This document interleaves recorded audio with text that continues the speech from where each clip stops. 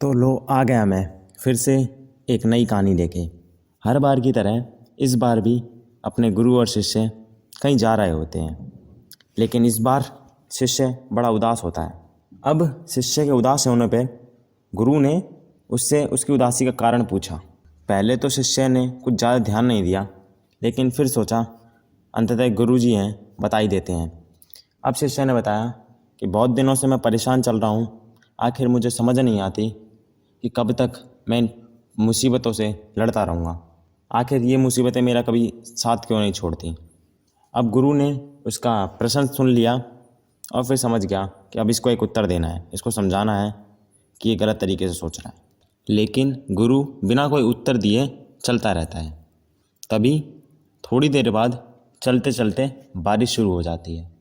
अब जब बारिश शुरू होती है तो दोनों कहीं आसरा लेते हैं। अब गुरु शिष्य से बड़ा स्वाभाविक सा प्रश्न पूछता है कि तुम्हें क्या लगता है कि बारिश से बचने का सबसे आसान तरीका क्या है।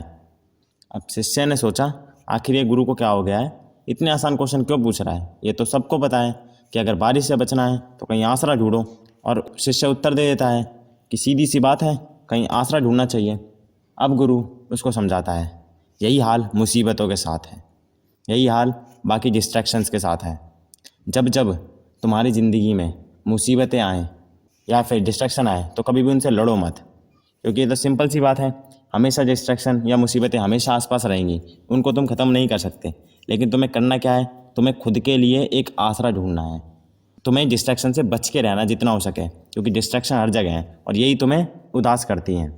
और उसके अलावा इस दुनिया में दो तरह के लोग होते हैं, एक वो जो बारिश होने पे बारिश का मज़ा लेते हैं, दूसरे वो जो बारिश होने पे दुखी हो जाते हैं, और तीसरे वो जो बारिश होने पे अपना कोई आसरा ढूंढ के बारिश से बच जाते हैं, उन पे बारिश का कोई प्रभाव नहीं पड़ता। तो तुम्हें तीसरा वाला व्यक्ति बनना है।